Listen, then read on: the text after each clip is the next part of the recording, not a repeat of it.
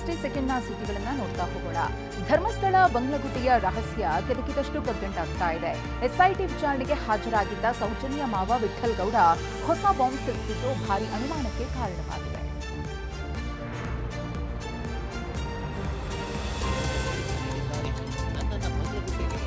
ಸ್ಥಳ ಮಹಾಜರಿಗೆ ಕರೆದೊಯ್ದಿದ್ರು.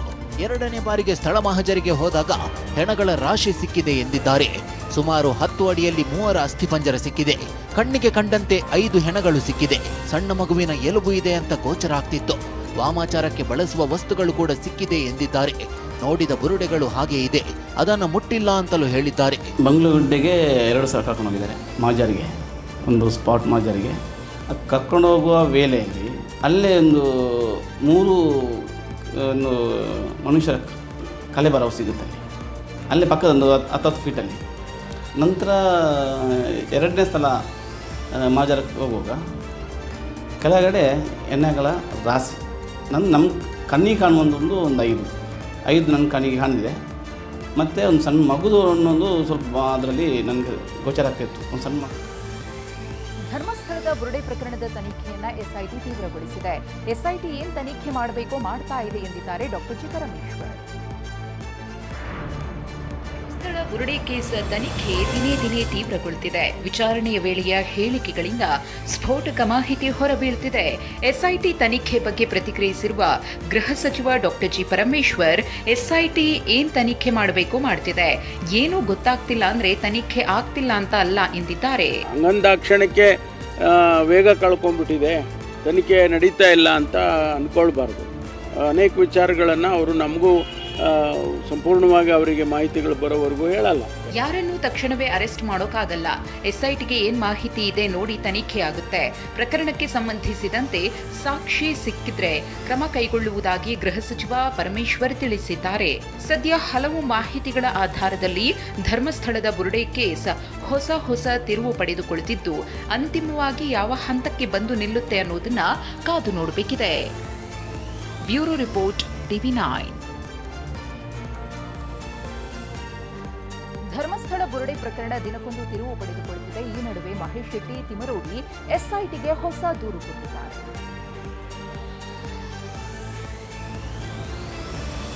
ಬಂಧನವಾಗಿ ಜಾಮೀನಿನ ಮೇಲೆ ಹೊರಗೆ ಬಂದಿರುವ ಸೌಜನ್ಯ ಹೋರಾಟಗಾರ ಮಹೇಶ್ ಶೆಟ್ಟಿ ತಿಮರೋಡಿ ದಿಢೀರ್ ಬೆಳ್ತಂಗಡಿಯ ಎಸ್ಐಟಿ ಕಚೇರಿ ಮುಂದೆ ಹಾಜರಾದರು.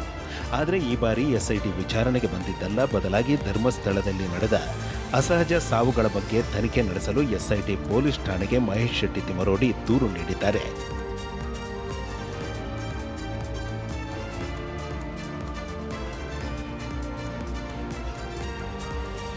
2006ರಿಂದ 2010ರವರೆಗೆ ಸಂಶಯಾಸ್ಪದ ಸಾವುಗಳು ಸಂಭವಿಸಿವೆ. ಧರ್ಮಸ್ಥಳದ ಗಾಯತ್ರಿ, ಕರಾವಳಿ, ವೈಶಾಲಿ ವಸತಿ ಗೃಹದಲ್ಲಿ ಸಂಶಯಾಸ್ಪದ ನಡೆದಿದೆ.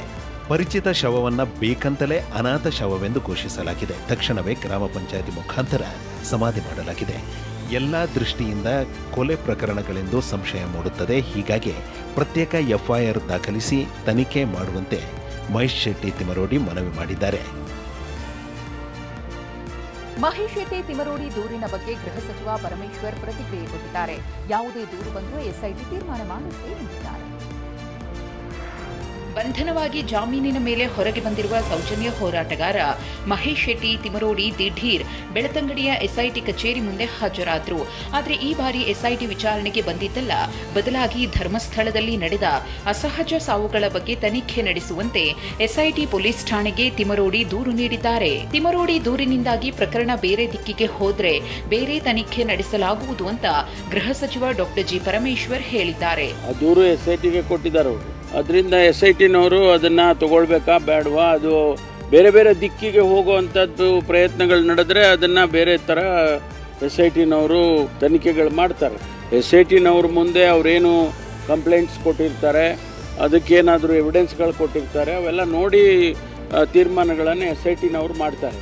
ಅಂತಿಮವಾಗಿ ಯಾವುದೇ ದೂರು ಬಂದರೂ ಎಸ್ಐಟಿ ತೀರ್ಮಾನ ಮಾಡುತ್ತೆ. ಸರ್ಕಾರದಿಂದ ಏನಾದರೂ ಅನುಮತಿ ಬೇಕಿದ್ರೆ ಕೇಳ್ತಾರೆಂದು ಪರಮೇಶ್ವರ್ ತಿಳಿಸಿದ್ದಾರೆ.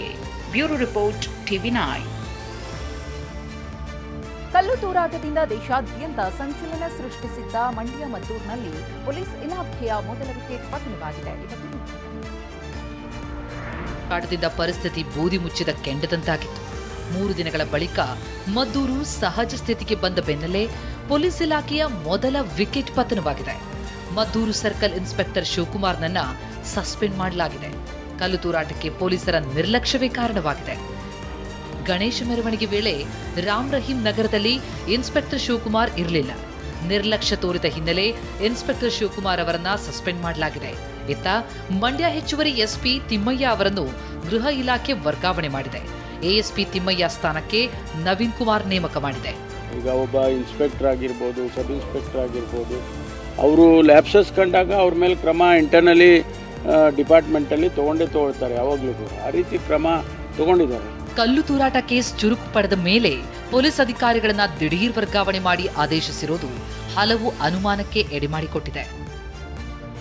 ಸಿಎಂ ಗೃಹ ಕಚೇರಿಯ ಎದುರು ಕಾರೊಂದು ಹೊತ್ತಿ ಬರುತ್ತಿದೆ. ಸಿಎಂ ನಿವಾಸದ ಸುತ್ತ ಭಾರಿ ಟ್ರಾಫಿಕ್ ಜಾಮ್ ಉಂಟಾಗಿದೆ.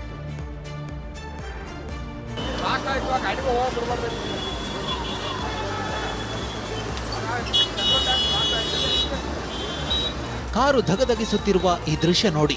ಇದು ಸಿಎಂ ಗೃಹ ಕಚೇರಿ ಕಾವೇರಿ ನಿವಾಸದ ಸಮೀಪದ ರಸ್ತೆ. ಕಾರು ಹೊತ್ತಿ ಉರಿದು ದಟ್ಟ ಹೊಗೆ ಆವರಿಸಿದೆ.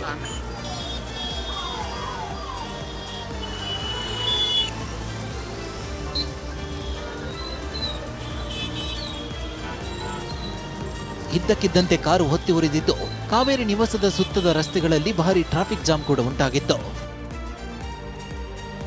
ಸಂಪೂರ್ಣವಾಗಿ ಏನಂದ್ರೆ ಕಾರ್ ಸುಟ್ಟು ಕರಕಲಾಗ್ತಾ ಇದೆ ಅಂತಂದ್ರೆ ಈಗಷ್ಟೇ ಟೈರ್ ಬ್ಲಾಸ್ಟ್ ಆಗಿರುವಂಥದ್ದು, ಹಾಗೆ ಡೀಸೆಲ್ ಟ್ಯಾಂಕ್ ಬ್ಲಾಸ್ಟ್ ಆಗ್ತಾ ಇರುವಂತಹ ಸನ್ನಿವೇಶವನ್ನು ಕೂಡ ಇಲ್ಲಿ ನೋಡ್ತಾ ಇರುವಂಥದ್ದು. ಸೊ ಇಲ್ಲಿ ಏನಂತಂದರೆ ಪ್ರಮುಖವಾಗಿದ್ದು ರಸ್ತೆಯ ಮಧ್ಯಭಾಗದಲ್ಲಿ ಅಂದರೆ ಸಿಟಿ ಸರೌಂಡಿಂಗ್ ಇರುವಂಥದ್ದು, ಸಾಕಷ್ಟು ಸಂಖ್ಯೆಯ ಜನರು ಓಡಾಡ್ತಾ ಇರ್ತದೆ. ಸಹಜವಾಗಿ ಇಲ್ಲಿ ಅಂತಂದರೆ ಒಂದಿಷ್ಟು ಆತಂಕದಲ್ಲಿ ನೋಡ್ತಾ ಇರುವಂಥದ್ದು ಏನಾಗಿರ್ಬೋದು ಹೇಗೆ ಅನ್ನುವಂಥದ್ದು. ಕ್ಯಾಮ್ರಾ ಪರ್ಸನ್ ಪ್ರಶಾಂತ್ ಜೊತೆ ಮಾಲ್ತೇಶ್ ಜಗ್ಗಿನ್, TV9 ಬೆಂಗಳೂರು. ನಕಲಿ ನಂಬರ್ ಪ್ಲೇಟ್ ಹಾಕಿ ಕಳ್ಳಾಟವಾಡ್ತಾ ಇದ್ದ ಕಾರನ್ನ ಸಂಚಾರಿ ಪೊಲೀಸರು ಸೀಸ್ ಮಾಡಿದ್ದಾರೆ. ಅಷ್ಟಕ್ಕೂ ಈ ಕಾರು ಎಲ್ಲಿತ್ತು, ಇದರ ಮಾಲೀಕ ಯಾರಿತ್ತು? ಡಿಸಿಎಂ ಡಿಕೆ ಶಿವಕುಮಾರ್ ಮನೆ ಬಳಿ ಕಾರೊಂದು ನಿಂತಿತ್ತು. ಈ ಕಾರಿನ ನಂಬರ್ ಪ್ಲೇಟ್ ಪರಿಶೀಲಿಸಿದಾಗ ನಕಲಿ ನಂಬರ್ ಪ್ಲೇಟ್ ಅಳವಡಿಸಿರೋದು ಬಯಲಾಗಿದೆ. ಬಳಿಕ ಫಾರ್ಚುನರ್ ಕಾರನ್ನ ಸಂಚಾರಿ ಪೊಲೀಸರು ವಶಕ್ಕೆ ಪಡೆದಿದ್ದಾರೆ. ವಿಚಾರಣೆ ವೇಳೆ ಈ ನಕಲಿ ನಂಬರ್ ಪ್ಲೇಟ್ ಅಳವಡಿಸಲಾಗಿದ್ದ ಕಾರು ಮಾಗಡಿ ಮಾಜಿ ಶಾಸಕ ಎಂಎಲ್ಎ ಮಂಜುನಾಥ್ಗೆ ಸೇರಿದ ಕಾರು ಅನ್ನೋದು ಗೊತ್ತಾಗಿದೆ. ಇಎಂಐ ಕಟ್ಟಿಲ್ಲವೆಂದು ಮಂಜುನಾಥ್ ನಕಲಿ ನಂಬರ್ ಪ್ಲೇಟ್ ಹಾಕಿದ್ರು ಎನ್ನಲಾಗಿತ್ತು. ಈ ಬಗ್ಗೆ ಪ್ರತಿಕ್ರಿಯಿಸಿದ ಮಂಜುನಾಥ್, ಹೌದು, ಅದು ನನ್ನದೇ ಫಾರ್ಚುನರ್ ಕಾರು. ಪೂಜಾರಿ ಕೃಷ್ಣಮೂರ್ತಿ ಎಂಬುವರಿಗೆ ಓಡಾಡಲು ಕೊಟ್ಟಿದ್ದೆ. ಅವರ ವಿರುದ್ಧ ದೂರು ಕೊಡ್ತೇನೆ ಎಂದಿದ್ದಾರೆ. ಹೌದು, ಅದು ನಮ್ಮದೇ ವೆಹಿಕಲ್ಲು. ನಾನು ಹಿಂದೆ ಚುನಾವಣೆ ಸಂದರ್ಭದಲ್ಲಿ ಕೃಷ್ಣಮೂರ್ತಿಯವ್ರಿಗೆ ವೆಹಿಕಲ್ಲು ಓಡಾಡೋಕ್ಕಿಲ್ಲ ಅನ್ನೋ ಸಂದರ್ಭದಲ್ಲಿ ಕೊಟ್ಟಿದ್ದೆ. ಪೂಜಾರಿ ಪಳ್ಳೆ ಕೃಷ್ಣಮೂರ್ತಿ ಆವಾಗ ನಮ್ಮ ಜೊತೆಯಲ್ಲಿದ್ದರು. ನಂತರ ತಿರುಪತಿಗೆ ಹೋಗಿ ಬಂದು ಕೊಡ್ತೀನಿ ಅಂತ ಹೇಳಿ ಇವತ್ತು ಕೊಡ್ತಾರೆ ನಾಳೆ ಕೊಡ್ತಾರೆ ಅಂದ್ಕೊಂಡಿದ್ದೆ. ಆ ನಂಬರ್ ಪ್ಲೇಟ್ನ ಚೇಂಜ್ ಮಾಡಿ ಓಡಿಸ್ತಾ ಇದ್ದಾರೆ, ಅದೆಲ್ಲೋ ಸೀಸ್ ಆಗಿದೆ ಅಂತ ನನ್ನ ಗಮನಕ್ಕೂ ಬಂದಿದೆ. Bureau report, TV9. ಶಾಲಾ ಬಸ್ ಹತ್ತಿದ ಮಕ್ಕಳು ಎಷ್ಟು ಸೇಫ್ ಅನ್ನೋ ಪ್ರಶ್ನೆ ಆಗಾಗ್ಗೆ ಮುನ್ನೆಲೆಗೆ ಬರುತ್ತೆ. ಇದೀಗ ಬೆಂಗಳೂರಿನಲ್ಲಿ ನಡೆದಿರುವ ಈ ಘಟನೆ ಶಾಲಾ ವಾಹನದಲ್ಲಿ ನಮ್ಮ ಮಕ್ಕಳು ಎಷ್ಟು ಸೇಫ್ ಅಂತ ಪೋಷಕರು ಕೇಳಿಕೊಳ್ಳುವಂತೆ ಮಾಡಿದೆ.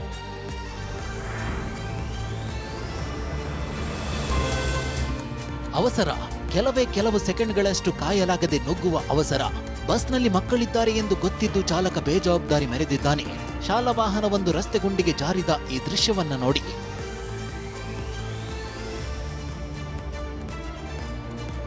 ಇದು ಚಾಲಕನ ಬೇಜವಾಬ್ದಾರಿಯಲ್ಲದೆ ಮತ್ತಿನ್ನೇನು. 20ಕ್ಕೂ ಹೆಚ್ಚು ಮಕ್ಕಳಿದ್ದ ಬಸ್ನ ಚಾಲಕನೊಬ್ಬ ಎಡಭಾಗದಿಂದ ಮತ್ತೊಂದು ಶಾಲಾ ಬಸ್ ಅನ್ನ ಓವರ್ಟೇಕ್ ಮಾಡಲು ಮುಂದಾಗಿದ್ದು ಬಸ್ ರಸ್ತೆ ಬದಿಯ ಗುಂಡಿಗೆ ಜಾರಿದೆ.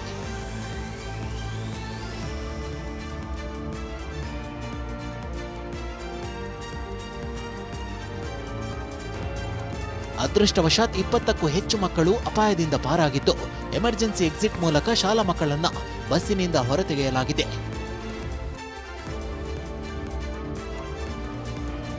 Bureau report, TV9.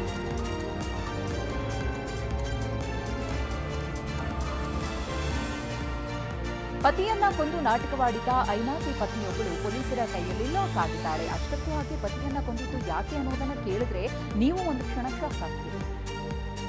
ಹಣಕ್ಕಾಗಿ ಹೆಣ ಕೂಡ ಬಾಯಿ ಬಿಡುತ್ತೆ ಅನ್ನೋ ಮಾತಿದೆ. ಅದರಲ್ಲಿ ಹಣಕ್ಕಾಗಿ ಪತಿಯನ್ನೇ ಹೆಣ ಮಾಡಿದ್ದಾಳೆ ಈ ಮಾಟಗಾತಿ. ಈ ಫೋಟೋದಲ್ಲಿ ಕಾಣಿಸ್ತಾ ಇರುವ ಈಕೆ ಹೆಸರು ಸಲ್ಲಾಪುರಿ. ಈ ಸಲ್ಲಾಪುರಿ ಪಾನಿಪುರಿ ತಿಂದಷ್ಟೇ ಸಲೀಸಾಗಿ ತನ್ನ ಗಂಡನನ್ನೇ ಮುಗಿಸ್ಬಿಟ್ಟಿದ್ದಾಳೆ. ಕಾಡು ಪ್ರಾಣಿ ದಾಳಿಯಿಂದ ಮೃತಪಟ್ಟಿದ್ದಾರೆ ಅಂತಂದ್ರೆ ಸರ್ಕಾರದಿಂದ ಪರಿಹಾರ ಸಿಗುತ್ತೆ ಅಂತ ತನ್ನ ಪತಿಯನ್ನೇ ಕೊಲೆ ಮಾಡಿ ಹುಲಿ ಕೊಂದಿದೆ ಅಂತ ನಾಟಕವಾಡಿದಾಳೆ. 45 ವರ್ಷದ ಪತಿ ವೆಂಕಟಸ್ವಾಮಿಗೆ ವಿಷ ಹಾಕಿ ಕೊಂದಿರುವ ಪತ್ನಿ ಸಲ್ಲಾಪುರಿ ನನ್ನ ಪತಿ ನಾಪತ್ತೆಯಾಗಿದ್ದಾರೆ ಅಂತ ದೂರು ಕೊಟ್ಟಿದ್ಲು. ಅಲ್ಲದೆ ಹುಲಿ ಕೊಂದು ಎಳ್ಕೊಂಡು ಹೋಗಿರಬಹುದು ಅಂತಲೂ ಅನುಮಾನ ವ್ಯಕ್ತಪಡಿಸಿದ್ಲು. ಪೊಲೀಸರು, ಅರಣ್ಯ ಇಲಾಖೆ ಸಿಬ್ಬಂದಿ ಈ ಬಗ್ಗೆ ಪರಿಶೀಲನೆ ನಡೆಸಿದ್ರು. ಆದ್ರೆ ಯಾವುದೇ ಪ್ರಾಣಿ ಬಂದ ಕುರುಹೇ ಇರಲಿಲ್ಲ. ಅನುಮಾನಗೊಂಡ ಪೊಲೀಸರು ಮನೆಯಲ್ಲಿ ಹುಡುಕಾಟ ನಡೆಸಿದಾಗ ಮನೆಯ ಹಿಂದೆ ತಿಪ್ಪೆಗುಂಡಿಯಲ್ಲಿ ವೆಂಕಟಸ್ವಾಮಿ ಶವ ಪತ್ತೆಯಾಗಿದೆ. ವಿಚಾರಣೆ ವೇಳೆ ಕಾಡು ಪ್ರಾಣಿ ದಾಳಿಯಿಂದ ಮೃತಪಟ್ಟಿದ್ದಾರೆ ಅಂತಂದ್ರೆ ಸರ್ಕಾರದಿಂದ ಪರಿಹಾರ ಸಿಗುತ್ತೆ ಅಂತ ತಾನೇ ಕೊಲೆ ಮಾಡಿದ್ದಾಗಿ ಪತ್ನಿ ಸಲ್ಲಾಪುರಿ ತಪ್ಪೊಪ್ಪಿಕೊಂಡಿದ್ದಾಳೆ.